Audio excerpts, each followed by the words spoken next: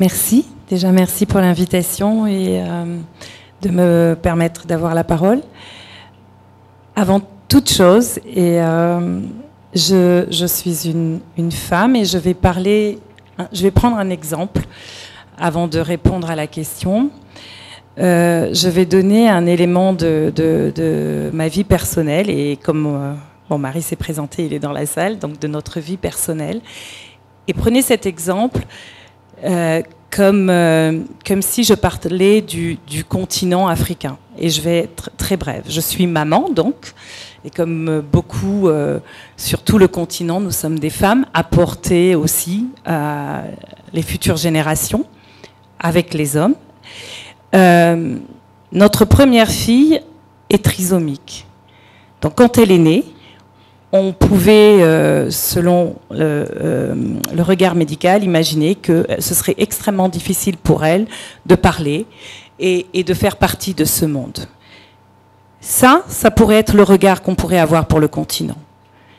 Et là, il s'avère qu'il faut être extrêmement rapide dans notre positionnement et dans notre leadership.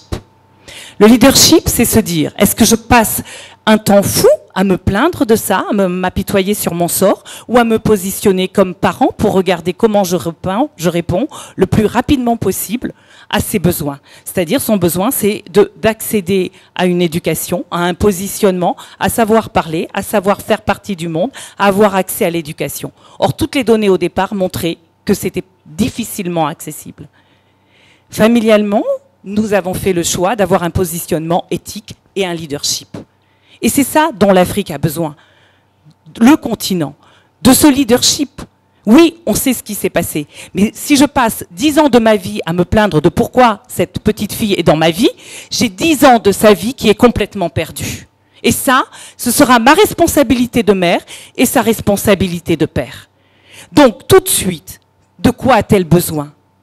Elle a besoin qu'on mette en place des synergies, une forme de soutien au niveau de la prise de parole.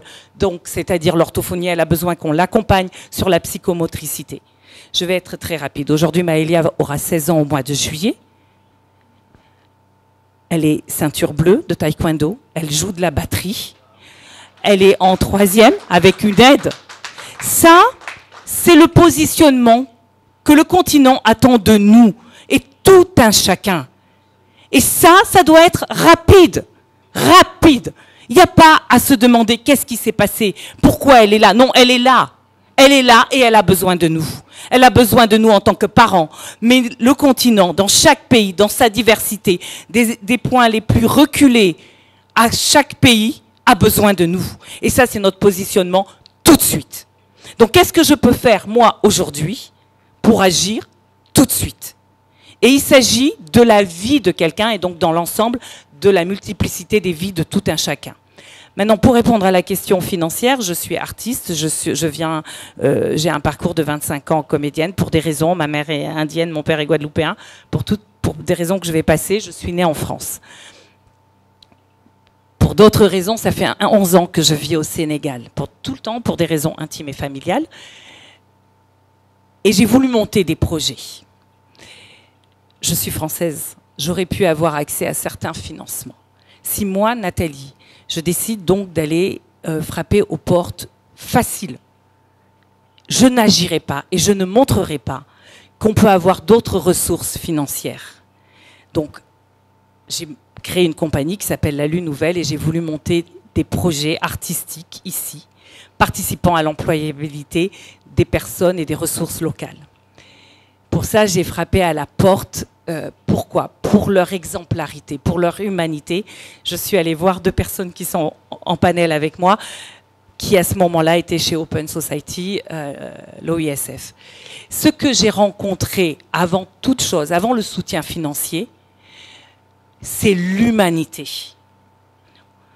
On aurait pu me regarder de haut, on aurait pu dire mais d'où elle vient, on pourrait dire mais pour qui elle se prend, et puis d'où on va investir tant et tant dans le secteur culturel, l'impact du secteur culturel et à prendre en considération sérieuse, très sérieuse. Justement parce que on touche par l'émotion comme Aïssatou a dit, et l'émotion, en latin, c'est emovare. Emovare, ça veut dire être en mouvement. Si on n'est plus en mouvement et qu'on n'est que dans la pensée, alors l'impact est réduit de moitié. C'est prouvé scientifiquement sur notre capacité, nous, à agir. Ils m'ont soutenu. Donc la philanthropie a permis que je puisse agir artistiquement. Je vais prendre juste un exemple de 2022. Sur la Biennale de 2022, la Lune Nouvelle a porté un projet qui s'appelle Les Restes Suprêmes, qui était sur la question de la restitution des œuvres à l'Afrique. Ça veut dire 185 emplois locaux. De la personne qui fabriquait le bambou en Casamance, de la personne qui l'a acheminé jusqu'à Dakar, des 400 mètres carrés de décors que nous avons fait au Musée des civilisations noires, c'est 185 emplois, 200 étudiants qui ont pu voir le projet. 185, c'est le peintre, c'est le sculpteur, c'est le menuisier, c'est celui qui fabrique le métal. Tous ces emplois sont venus de Dakar et des régions les plus éloignées. Je vous dis jusqu'à la Casamance où on est allé chercher le bambou. Cette philanthropie, elle est importante et essentielle. On a besoin de comprendre que sur le continent, nous avons besoin de mettre les ressources en commun, que le secteur privé, 1%, si 1%, un petit pourcentage, était pris et que les entreprises privées avaient envie d'investir dans ce fonds, dans un fonds que l'on pourrait créer, un fonds philanthropique, où on mettrait 1%, on arriverait à un fonds suffisamment colossal pour pouvoir réinvestir. Et dans le culturel, mais pas que.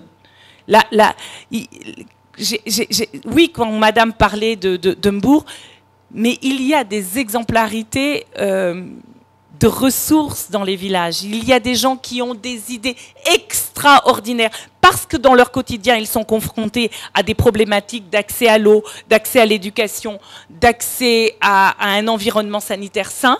Ils ont des idées, sauf qu'ils n'ont pas les moyens de pouvoir faire que ces idées-là, on puisse investir et regarder la faisabilité et aussi, pourquoi pas, l'impact sur tout un pays déjà, qui serait le Sénégal, toute une ville. Voilà, donc il y a pour moi la nécessité de la philanthropie, la nécessité que cette philanthropie et que ce fonds d'investissement puisse être créé en même temps par le secteur privé, si tout le monde avait envie d'investir 1%, et puis la diaspora. On a besoin, alors effectivement, beaucoup, pour plein de raisons qui ont déjà été citées tout à l'heure, sont partis. Cette diaspora, elle participe à l'économie, puisque de toute façon, une fois qu'on est à l'étranger, on continue d'envoyer des fonds pour la famille, pour soutenir un tel dans les frais médicaux. On a besoin de faire sentir à cette diaspora qu'il est important aussi d'investir, de revenir si possible, mais d'investir. Et pareil, je vous assure, 1 à 2% qu'on mettrait dans un fonds commun ferait toute la différence économiquement sur tout ce qu'on pourrait mettre en place. Je remets en lien cet investissement avec l'investissement parental parce que je l'ai senti au plus profond de ma vie de femme en tant que mère. C'est-à-dire, c'est cet investissement minutieux dans le potentiel que même un enfant, quand il a le plus gros handicap au point de départ. Donc on pourra dire tout ce qu'on veut, constater que l'Afrique a tel et tel et tel et tel et tel et tel handicap, que le continent a tel et tel et tel handicap. La différence tient à notre regard, à notre responsabilité, aux ressources qu'on est capable de mettre en place. Ça veut dire identifier pour une maman et un papa quelle est la meilleure orthophoniste qui va pouvoir nous aider, comment on met en place.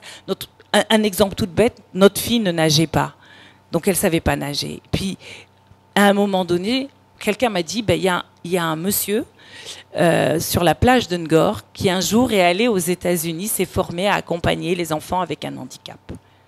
Donc je suis allée voir ce monsieur qui a dit, Bah oui, oui, qui va faire que notre fille va savoir nager. Donc il l'a mise dans l'Angor. Et puis un jour, je le vois partir, elle avait la bouée, et puis je me dis, mais qu'est-ce qu'il fait? Il part très loin quand même moi. Mais en fait, elle sait nager en pleine mer maintenant.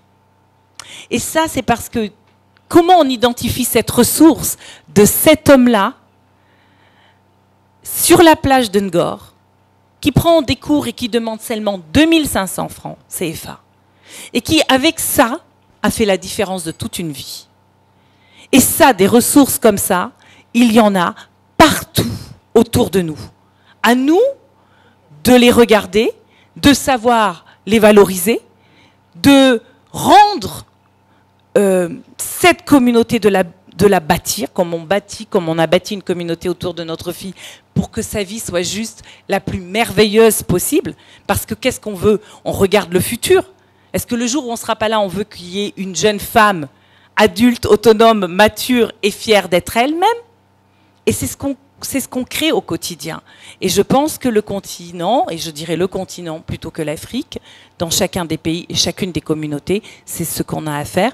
Et pour ça, la philanthropie, créer un fonds commun, c'est très important, qui nous appartiendrait plutôt que de continuellement aller chercher des ressources à l'extérieur. Je m'arrêterai là.